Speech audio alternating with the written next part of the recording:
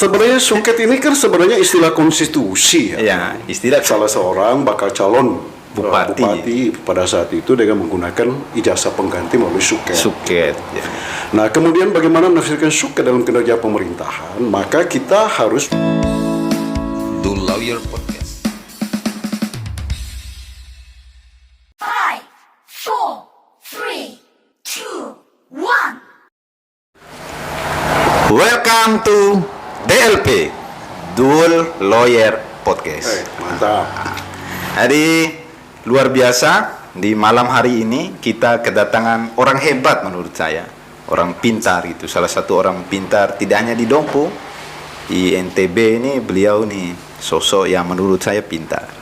Nah, kalaupun misalnya harus ditempatkan, beliau ini harusnya di Jakarta itu, mainnya itu di Jakarta bukan di Dompu itu. Nah, selamat datang Bang Boy. Terima kasih. Assalamualaikum. Luar biasa DLP bagi saya, yang menurut pandangan saya ya DLP ini adalah dermawan ya, sedekah untuk kehidupan demokrasi, Sedekah untuk kebutuhan rejim suket di Kabupaten Dompu. Kita merasa tersanjung nih kalau sudah keluar pernyataan romantis kayak gini dari Bang Boy ini.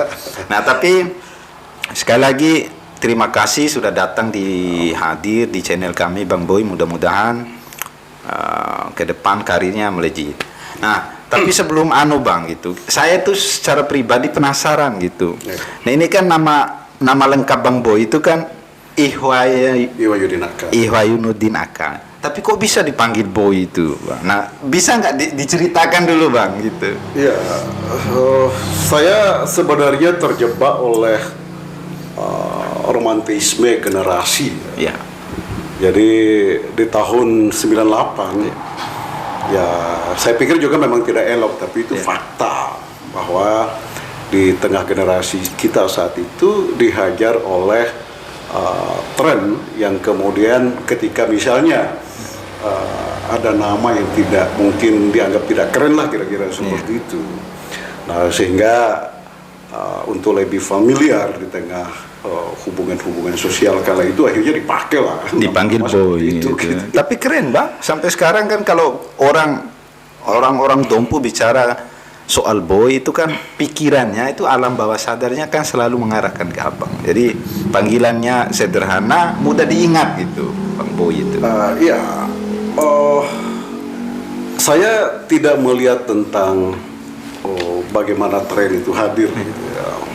Mungkin saya menangkap bahwa ada gejala-gejala sosial untuk mencari persamaan-persamaan, menemukan titik apa yang terjadi dalam mekanisme sosial kita yang merupakan juga bagian dari dampak kerja pemerintahan kita. Oh, itu dia. Nah, ini masalahnya. Iya, itu masalahnya ya. Jadi malam ini saya anggap DLP ini menjadi luar biasa dan saya menyematkan satu prestasi pikiran sehat saya bahwa ya DLP ini ya, dermawan membangun kehidupan demokrasi di rejim kekuasaan suket. Nah itu dia yang menjadi soal kita. Jadi Bang Boy ini kan kalau di Facebook itu sangat luar biasa. Jadi pendapat-pendapatnya banyak dibantah. Pendapat-pendapatnya banyak juga yang sepakat gitu, termasuk bicara soal suket. Nah, saya tertarik bicara suket Bang gitu.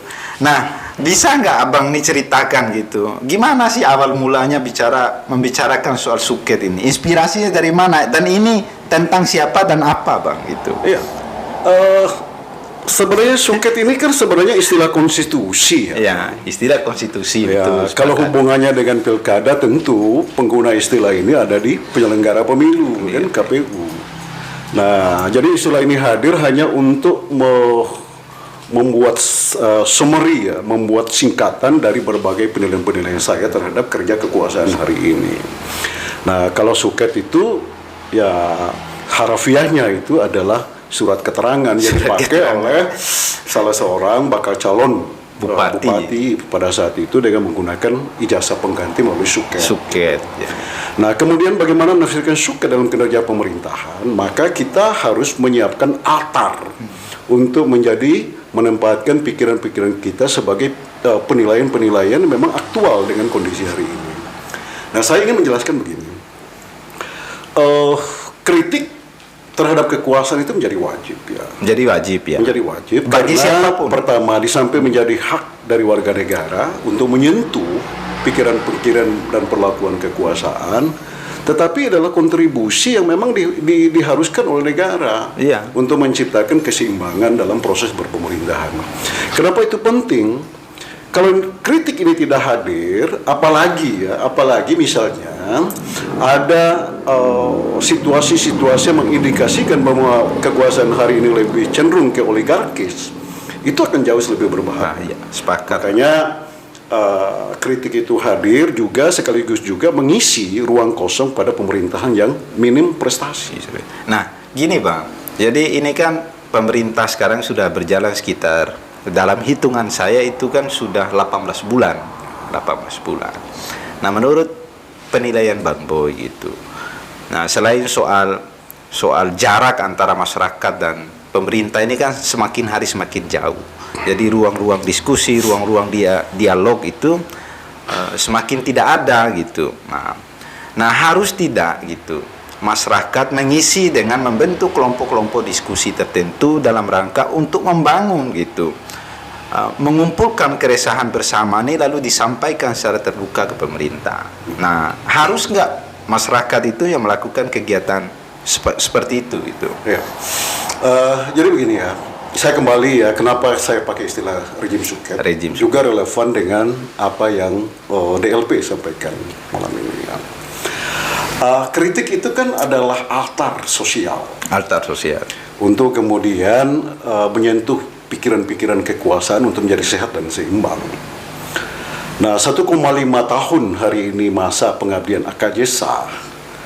Apakah kemudian kita harus menunggu akhir dari pengabdian untuk kita mengukur prestasinya? Oh, tentu tidak. Sepakat lah, tentu tidak. Ya, karena di undang-undang itu ada yang memberikan isyarat bahwa evaluasi kinerja pemerintahan itu sejalan dengan penyelesaian tanggung jawab melalui APBD. Nah, APBD ini adalah konkret dari perencanaan-perencanaan pemerintahan, kemudian juga terkait dengan mengukur kinerja serta capaian-capaiannya. Artinya kalau 1,5 tahun bahwa kekuasaan menampik bahwa belum bisa kita untuk memetik hasil atau evaluasi di kerja pemerintah, itu juga keliru. Ya. Karena 1 tahun APBD ya menetapkan apa yang dicapai pada tahun itu. Nah, apa hubungannya dengan kekisruhan sosial hari ini? Kaitan dengan isu harga, kemudian isu air bersih, kemudian isu infrastruktur, kemudian kaitan dengan masalah naiknya angka kemiskinan. Nah, ini saya anggap itu adalah persoalan yang aktual dan non politis gitu. Iya, ya. Nah, kenapa isu harga itu menjadi persoalan kita kemarin-kemarin? Karena juga untuk mengukur kerja pemerintahan. Nah, kerja pemerintahan itu kan dikonstruksi oleh komitmen-komitmen politik melalui visi misi. Nah, saya teringat dengan istilah saudara saya, Mbak Bung Fajir, yang mengatakan bahwa ada kecenderungan pemerintahan hari ini melakukan situasi atas pikiran-pikiran sosial dengan escape mechanism gitu. Jadi melarikan diri dari situasi yang aktual. Nah, apa faktanya? Gerakan tentang tuntutan isu harga, ya, di samping itu adalah mengukur komitmen AKJ sah selaku penyelenggara dan pengelola pemerintahan, juga mengukur seberapa jauh komitmen keberpihakan atas nasib petani itu dalam bentuk kebijakan-kebijakan pemerintahan. Jadi apa yang dilakukan oleh pemerintah, katakan melakukan sidak, itu tidak jadi masalah, no problem. Nah, sebelum dilanjut Bang Boy, nah kemarin kan kita sepakat lah, kan ada beberapa aksi yang dilakukan oleh masyarakat. Jadi mempertanyakan komitmen pemerintah terhadap harga jagung, harga padi dan seterusnya, termasuk infrastruktur. Nah, waktu aksi itu berjalan kan Bupati Dompu tidak ada di Dompu tuh. Ada agenda di luar Dompu beberapa hari. Nah itu yang pertama soalnya. Terus yang kedua, pasca aksi itu dilakukan, sehari setelah itu Bupati Dompu melakukan sidak dan menandatangani MOU tuh dengan Bulog. Nah pertanyaannya gini Bang Boy, cukup tidak gitu sidak penandatanganan MOU itu sebagai langkah pemerintah untuk mempertahankan harga jagung di atas 4.000? Cukup tidak langkah itu? Saya pikir begini, makanya itu yang saya ingin jelaskan ya. Jadi yang dituntut, ada dua bila yang dituntut secara bersamaan oleh masyarakat petani kita ya. Bila pertama itu adalah tentang bagaimana dinamika pasar yang terjadi hari ini. Tapi yang jauh lebih penting sebenarnya ada pada bila kedua, mengukur kerja dan komitmen politik AKJSA. Sepakat soal Nah, itu. sidak yang sudah dilakukan oleh Pak Wakil Bupati sebelumnya, kemudian AKJSA hadir kemudian melakukan sidak lagi. Saya bertanya, saya bertanya, ini apa-apaan gitu? Kok sidak terus hasilnya Jadi nggak ada? seolah-olah gitu. bahwa perkara harga ini menjadi perkara pasar. Di lain sisi, ketika harga ini melambung tinggi, AKJSA diam, membusung dada bahwa itulah proses kerja saya. Gitu. Pemerintah kan gitu. Ketika harga ini turun, maka seolah pasarlah yang kemudian diadili sebagai pihak yang disalahkan. Kan itu persoalannya gitu. Jadi mekanisme melarikan diri dari kondisi aktual itu yang terjadi. Iya ya. Persoalannya.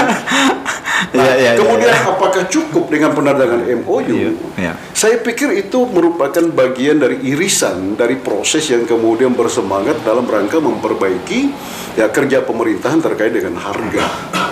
Nah, yang jadi masalah hari ini, kerja pemerintah kan diukur dari seberapa jauh kebijakan politik programnya dan kebijakan politik anggaran. Ayo kita buka lembaran APBD yang sampai hari ini pun tugas pemerintah untuk memenuhi hak kewajibannya kepada masyarakat kita dalam bentuk penyajian informasi pembangunan lewat dokumen perencanaan dokumen APBD sampai sekarang tidak tersaji secara utuh. Jadi seolah ini juga membangkitkan pertanyaan-pertanyaan masyarakat kita. Jadi tidak bisa disalahkan. Nah, misalnya gini Bang Boy. Nah, misalnya harga jagung tuh 4.000 lah atau di atas 4.000. Lalu pemerintah tidak bisa menepati gitu komitmennya bahwasanya harga jagung itu harus dipertahankan di atas 4.000. Sepertinya gitu. Pemerintah kan harus punya cara lain gitu melihat bahwasanya jagung itu tidak hanya soal menjual gitu. Ada juga di sisi-sisi yang lain pemerintah itu bisa terlibat dan membantu. Nah, misal gini. Nah, pemerintah terlibat dalam memastikan bahwasanya harga pupuk tidak melambung tinggi. Pengecer-pengecer itu tidak nakal gitu. Terus kemudian bantuan obat dan seterusnya harus dipastikan. Nah, ini kan membantu dan ada korelasinya dengan harga jual pada saatnya nanti. Nah, kalau Bang Boy melihat misalnya, ini kan kalau saya kualifikasikan ada pra panen dan pasca panen. Nah, pasca panen itu kan bicara soal harga jual jagung. Tapi pra panen itu kan proses panjang yang dimana petani juga kan membutuhkan uang yang banyak itu sebagai modal bertani. Nah, kalau dilihat dari sisi pra panen, apa yang seharusnya pemerintah bisa lakukan untuk membantu masyarakat ini? Jadi begini. Apakah nanti pertanyaannya akan terbentur dengan satu momentum bahwa apakah pemerintah bisa mengintervensi harga? Ya. Dari aspek kewenangan dia tidak. Sepakat. Tapi dari aspek kebijakan dia bisa mempengaruhi proses harga itu dalam bentuk membuat sentimen pasar menjadi positif. Nah, bagaimana lalu lintas untuk kemudian membangun dinamika pasar itu menjadi positif? Satu, memastikan bahwa ketersediaan sarana produksi itu memadai untuk kemudian menjangkau ya target-target capaian produksi dalam 1 tahun. Nah, apakah itu sudah dilakukan oleh AKJSA? Menjawab pertanyaan itu tidak hanya cukup dijelaskan oleh komitmen AKJSA. Kita harus bedah dalam lembaran APBD. APBD sepakat lah. Nah, apa yang terjadi? Andai kata tidak ada dana DAK reguler di Dinas Pertanian, Dinas Perikanan, Peternakan, mereka akan mati suri. Mereka mati suri, andai kata tidak ada dana DAK reguler ya. Nah, kalau DAK afirmatif karena terbentur dengan proses perubahan regulasi, maka yang terjadi hari ini adalah tentang bagaimana keberadaan DAK itu sebagai mata rantai penyambung komitmen pemerintahan pusat ke daerah dalam bentuk sinkronisasi program departemen. Ya. Nah, apakah bisa diklaim itu adalah sebagai prestasi AKJSA? Boleh-boleh aja. Tapi kita akan ukur gitu. Apakah relevan alokasi dana DAK itu dengan rencana capaian visi misinya? Kalau tidak, berarti membual namanya. Ya. Jadi dia harus ikhlas untuk menerima ada pikiran bahwa mengatakan kekuasaan membual hari ini. Iya. Faktanya apa? Naiknya angka kemiskinan 0,4%. Nah, menarik juga membahas soal itu, Bang Boy. Kemarin kita kan menjadi perdebatan yang sangat hangat soal ketika Bang Boy meng-up data dari BPS bahwasanya angka kemiskinan di Dompu itu naik 0,4%, Bang ya. Gitu. Nah, 0,04% itu kan banyak itu, Bang, banyak. Dan di sisi yang lain gitu, nah pemerintah itu kan harus terlibat secara maksimal untuk membantu menurunkan, tapi faktanya kan angka kemiskinannya naik nih. Nah, apa yang tidak jalan nih, Bang, dari skema pembangunan yang dirancang oleh pemerintah hari ini? Kok bisa angka kemiskinan itu naik gitu? Ya, ada benang merah yang kemudian juga perlu kita ulas ya, tentang bagaimana usaha dalam rangka pertumbuhan ekonomi daerah. Apakah 2022 bisa menjangkau itu? Saya yakin tidak. Ya. Sebab kedudukan dalam alokasi belanja politik APBD itu sepertinya tidak proporsional. Hari ini pemerintah lebih cenderung mengalokasikan kebijakan dalam bentuk belanja infrastruktur. Ya, sepakat lah. Ketimbang belanja langsung ketimbang belanja yang secara langsung dalam rangka pemenuhan dan pemulihan ekonomi publik. Nah, ini juga relevan dengan pertanyaan kita, apakah komitmen untuk membangun UMKM 3.000 di masa AKJSA bisa tercapai atau tidak? Kemudian 10.000 terbuka lapangan kerja, kemudian ambulan satu desa satu desa satu ambulan apa bisa dilaksanakan? Saya pikir pesimis. Kenapa? Karena kebijakan politik anggaran inilah yang kemudian menjadi framing penilaian publik terhadap kerja pemerintahan. Contoh hari ini ada proyenisasi dalam APBD. Saya khawatir bahwa ya tata kelola keuangan negara yang sedemikian bagus hari ini, untuk kemudian bagaimana terjadinya hal-hal yang kemudian berurusan dengan tata kelola keuangan yang dianggap menyelewengkan, potensi yang memungkinkan itu terjadi ada hari ini.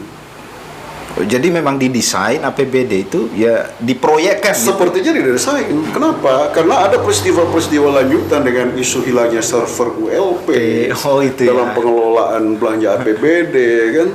Jadi ya menjadi pantas ya hari ini kalau publik mencurigai bahwa ada aroma yang kemudian diatur oleh kekuasaan terkait dengan belanja APBD. Kemudian ditambah lagi tentang akuisisi ya aset pemerintah daerah oleh Bank NTB gitu. Itu 8 miliar yang merupakan produk dividen dari investasi APBD itu yang sekarang diakuisisi secara langsung oleh AKJSA selaku penyelenggara pemerintah. Nah, gini Bang, jadi yang menjadi menarik itu ketika Bang Boy bicara selama ini soal program AKJSA, soal pemerintah Kabupaten Dompu yang dipimpin oleh AKJSA ini kan sudah berjalan sekitar 1,5 bulan, 5 tahun lah gitu. Nah, menurut Abang dari sekian banyak item komitmen pembangunan daerah yang dirancang oleh AKJSA pada saat kampanye dan visi misinya didaftarkan di KPU. Nah, item mana yang kemudian menurut penilaian Bang Boy itu yang progresnya agak berjalan saat ini? Itu dari sekian banyak mulai ambulan, UMKM, sapi, porang, padi dan seterusnya gitu. Iya, kenapa hari ini saya mendudukan ya pengelolaan pemerintahan hari saya anggap minim prestasi karena saya belum melihat ya sisi-sisi yang kemudian membangunkan optimisme kita bahwa dalam pemerintahan AKJSA ini masyarakat menjadi sejahtera gitu. Nah, jargon masyhur ya katakanlah tentang bagaimana ada kemandirian ya dalam pembangunan ekonomi daerah. Persoalannya kan kita bisa ukur lah gitu. Jangan kata kita mandiri secara fiskal gitu kan.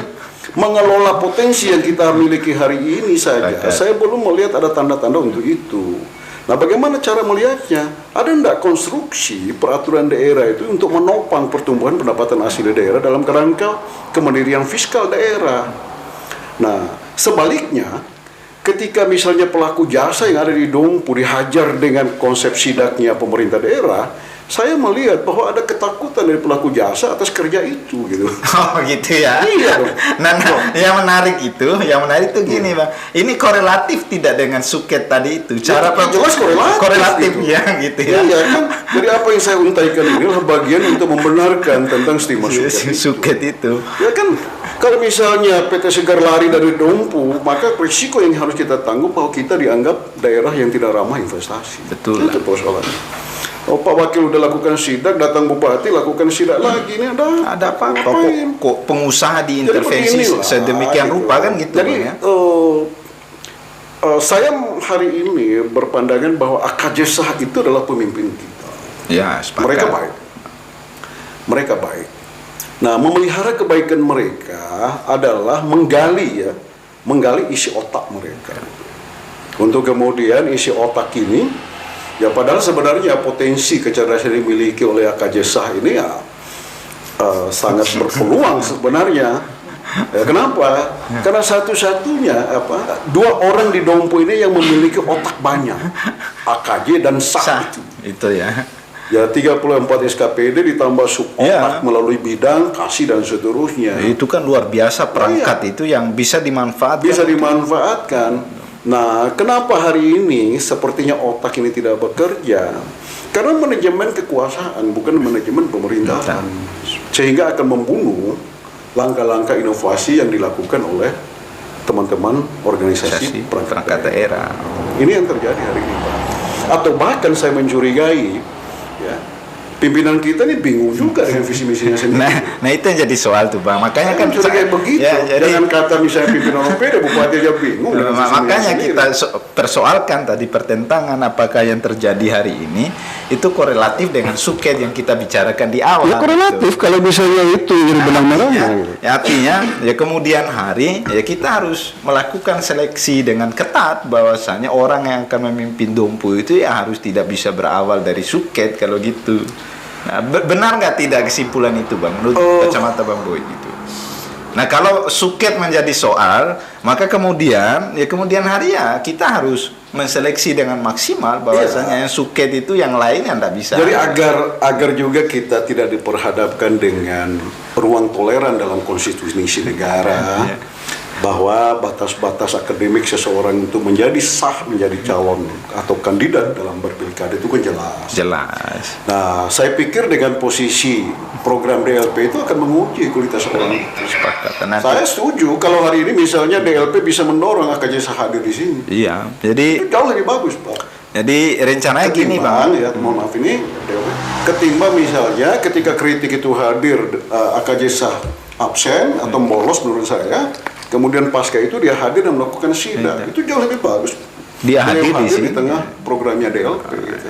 Itu saya pikir memupus juga bisa jadi bahwa ya rejim Suket istilah saya itu saya ganti menjadi rejim doktor. Iya. Jadi ya Suket itu kan hanya predikat yang kita lekatkan pada beliau ketika beliau itu tidak mampu menunjukkan kinerja yang maksimal lah sesuai dengan harapan publik. Tapi kalau pemerintah hari ini mengisi ruang-ruang diskusi, bicara soal progres, bicara soal rencana, bicara soal yang sudah mereka lakukan, predikat Suket tadi kan bisa berubah juga, bisa Bang. berubah gitu kan. Tapi sejauh ini saya masih mengkonsisten menggunakan istilah itu. Suket ya, Bang Boy jahat juga ternyata ya. Ya, enggak juga. Maksudnya kita realistis saja.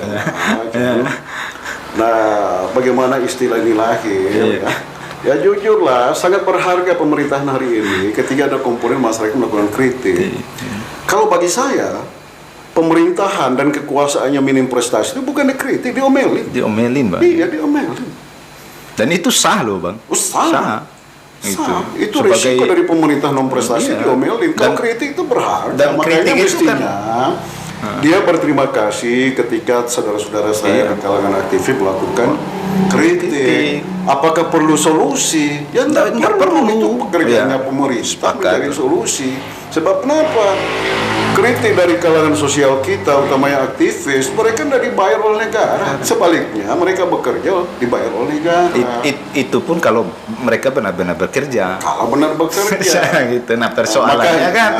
Makanya ya jangan dinafikan kritik teman-teman itu sebagai sebuah masalah sebenarnya. Itu harus dilihat sebagai masukan. Jadi praktek masukan. menafikan kritik itu dengan munculnya akun-akun bodong. Nah, kenapa akun bodong itu lahir, tumbuh? Ya karena memang pemerintahan itu ya rejim ini prestasi, makanya akun bodong itu lahir. Itu aja tandanya. Jadi keren ini. Jadi diskusi malam ini saya mengingat dua hal sama Bang Bo ini. Yang pertama soal intensitas kalimat suket gitu. Terus yang kedua soal kalimat minim prestasi gitu. Nah, ini kan korelatif nih. Tapi gini, Bang. Ada tidak gitu keyakinan dan harapan-harapan banyak orang itu terhadap pemerintah yang sedang bekerja ini mampu untuk melaksanakan gitu komitmen-komitmen untuk membangun daerah ini lebih baik. Dengan melihat waktu ini kan tidak sampai tinggal 2,5 tahun lah gitu. Jadi 2 tahun setengah. Kepemimpinan HBY kemarin menyimpan modal besar bagi kita masyarakat Dompu untuk diteruskan. Yakni optimisme. Nah, artinya masyarakat diharapkan berpandangan ke depan bahwa ada sesuatu yang kita akan capai, ada sesuatu yang kita hargai. Nah, pertanyaannya apakah optimisme ini relevan atau misalnya sebangun dengan rencana kerja pemerintahan hari ini? Iya, kalau pemerintahan kita, utamanya pemimpin kita ini terbuka pikiran-pikirannya, gitu. Menerima masukan-masukan orang, menerima kritik utamanya, kemudian bagaimana kritik itu diformulasi menjadi langkah-langkah yang lebih strategis lagi. Nah, saya setuju. Apakah capaian itu nanti akan bisa laksanakan? Ada dua hal. Ya, ada langkah prioritas hari ini. Ya, yang pertama, super sistem penganggaran kita ini masih sangat minim. Kabupaten kita ini kan dalam skala kabupaten yang dianggap sangat minim dari aspek pengelolaan fiskalnya. Andai kata tidak ada DAK, tidak ada DAU, habis. Tidak ada yang bisa kita lakukan. Nah, itu memberi isyarat kepada pemerintah karena dalam RPJMD termasuk visi misi AKJ sah yang begitu banyak dan luar biasa, dengan umur pengabdian sampai 2024 tentu akan banyak hal yang tidak bisa dilakukan. Ini persoalannya kan. Nah, terkecuali misalnya ya bagi kita semua ikut mendoakan bahwa Tuhan merestui untuk periode kedua. Itu persoalan yang berbeda kan. Itu kan soal lain, Bang. Nah, itu soal iya misalnya Tuhan juga merestui kalau kemarin itu dia dipersalahkan sebagai pihak yang menggagalkan rencana-rencana kerja, saya pikir juga enggak. Nah, maksud saya ada langkah-langkah prioritas dengan umur pengabdian begitu pendek sampai 2024 ini untuk kemudian nanti menggambarkan kerja pemerintah yang dapat dilakukan secara langsung oleh masyarakat kita. Kan tidak semua komitmen itu harus dilaksanakan. Tidak mesti. Ada komitmen-komitmen prioritas yang harus dijalankan oleh pemerintah. Nah, jadi syarat pertama ya dia harus terbuka pikirannya. Itu syaratnya harus terbuka. Gitu. Menerima masukan siapapun. Semua masukan. Nah, terus syarat lainnya apa, Bang? Selain syarat pikirannya harus terbuka gitu. Memanfaatkan misalnya semua sumber daya manusia yang ada, OPD itu ya harus dimaksimalkan lah keberadaan mereka itu dalam rangka untuk membantu komitmen AKJSA itu dalam melaksanakan visi misinya gitu. Saya pikir begini ya. Karena pedoman kerja pemerintahan itu pertama tentang RPJMD gitu. Kemudian bagaimana RPJMD itu ya dirangkaikan dalam rencana kerja pemerintahan daerah dan seterusnya dalam rencana kerja program. Nah, kembali tadi ya tidak semua ya apa yang dijanjikan oleh AKJSA termasuk satu ambulans satu desa itu bisa dilaksanakan. Karena kan tidak perlu. Karena di pemerintahan desa pun sepanjang bahwa ada potensi keuangan untuk dalam rangka melakukan proses pengarahan itu berjalan. Dan tidak perlu AKJSA pusingkan dengan itu. Tinggal fungsi koordinasi itu tadi. Fungsi koordinasi. Nah, kemudian yang kedua ya. Nah, yang jauh lebih penting hari ini adalah yang masih sangat minim adalah tentang pembangunan sosialnya. tanggung jawab pembangunan sosial AKJSA. Ya, bahaya narkoba, apakah itu hanya tanggung jawab negara? Tidak, itu tanggung jawab juga AKJSA. Nah, kita sangat berharap ada langkah-langkah yang memang secara masif bisa dilakukan. Contoh, ada mandatori yang dihadirkan dalam kebijakan AKJSA. Mandat dalam bentuk kebijakan, katakanlah pengalokasian ADD dalam rangka pemberdayaan masyarakat sosial untuk bahaya narkoba. Itu bisa dilakukan kok. Bisa.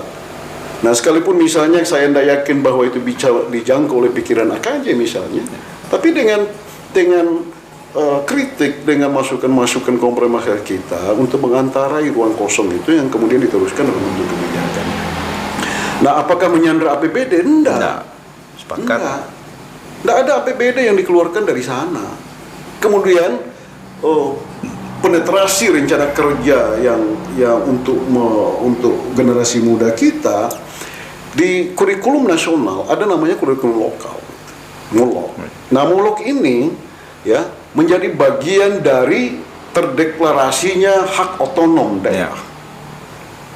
Nah, kenapa tidak misalnya ada yang kemudian nanti diatur bersama dengan kawan-kawan institusi Polri misalnya, kemudian BNN misalnya, untuk menjadikan bahaya narkoba itu sebagai bagian dari materi yang diajarkan kepada anak-anak didik kita. Sepakat, dan itu menjadi muatan lokal di Dompu lah. Nah, jadi persoalannya apa bisa dijangkau lebih kena AKJSA? Hari ini saya pesimis tentang itu. Nah itu soalnya. Gitu. Jadi, nah gini Bang, jadi sebelum kita menutup lah diskusi kita yang menurut saya sudah banyak lah gitu. Nah, Bang Boy, harapannya apa ke depan itu? Jadi bagaimanapun juga kita kan tetap berharap pemerintah yang sedang berjalan ini bekerja secara maksimal dalam rangka ya menyuguhkan gitu komitmen terhadap pembangunan daerah seperti yang pernah dijanjikannya. Nah, dalam pikiran-pikiran Bang Boy, apa yang diharapkan oleh Bang Boy terhadap AKJSA ke depan itu? Apa yang harus mereka lakukan? Gitu. Saya begini, sekali lagi AKJSA itu adalah pemimpin kita. Ya. Kita sepakat itu. Karena yang kedua, beliau berdua itu adalah manusia baik yang dipilih oleh Allah untuk menjadi pemimpin. Dan itu konsekuensi ilahiyah yang harus kita tanggung. Gitu. Nah, hanya persoalannya bahwa kenapa harus saya lakukan kritik? Ya, saya hanya sekedar untuk mengurangi beban akhirat saya kepada mereka. Ya, penggugur dosa ya. Nah, kemudian yang kedua, ya kita sangat berharap dan kita sangat juga yakin ya bahwa kerja pemerintahan bisa kita optimalkan. Ya, tentu dengan kita ikut mewarnai hal-hal yang barangkali bisa memungkinkan bahwa proses kerja pemerintah bisa maksimal.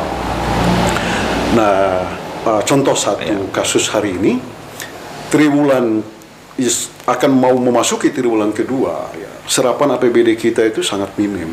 Tidak maksimal Bang. Tidak maksimal. Nah, harapannya hari ini kepada Pak Bupati dan Pak Wakil untuk mendorong kerja kawan-kawan perangkat daerah itu untuk memaksimalkan serapan APBD.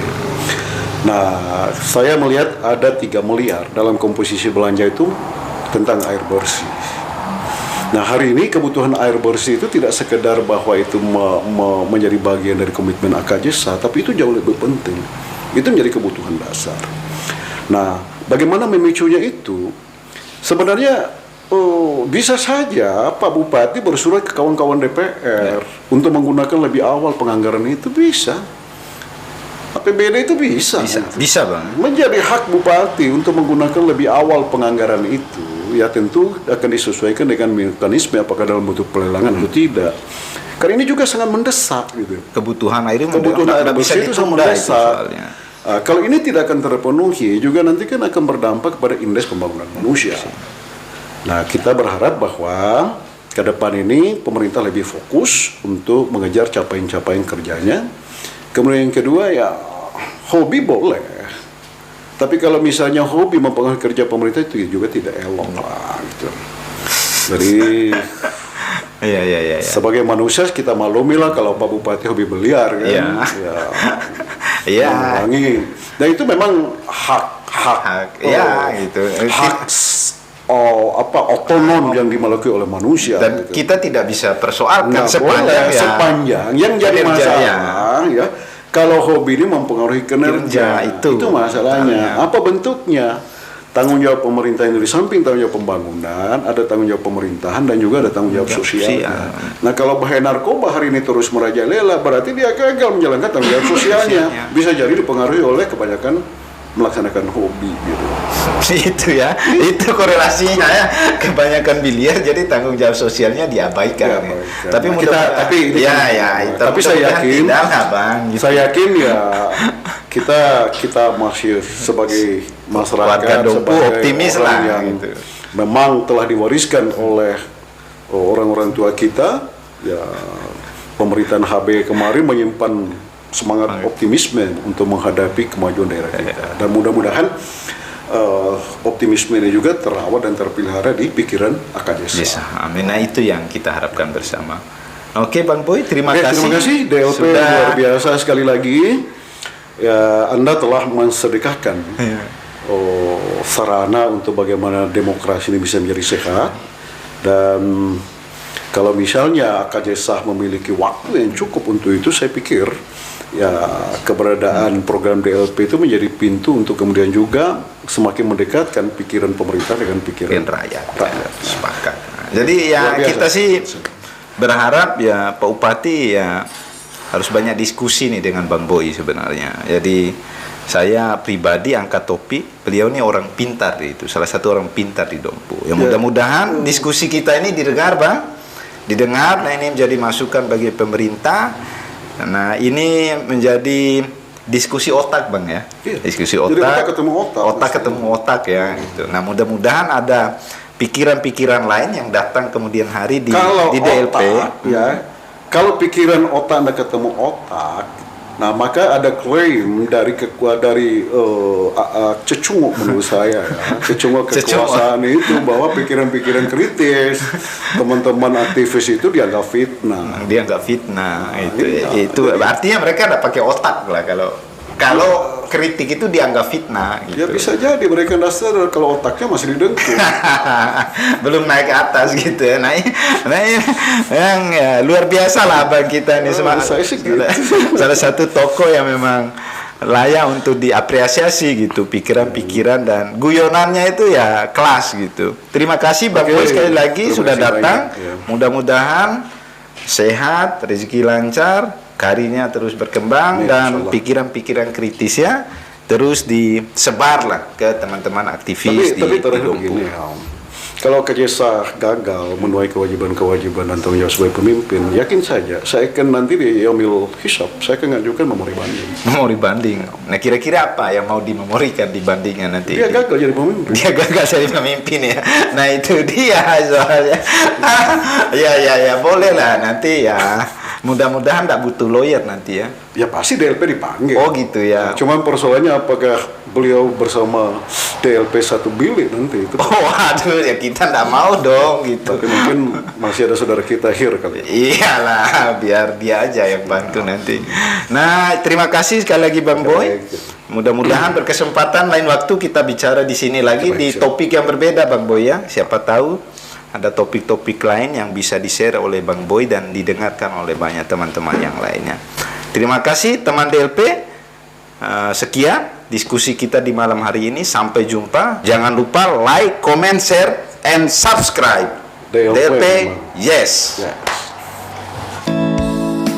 The Lawyer Podcast.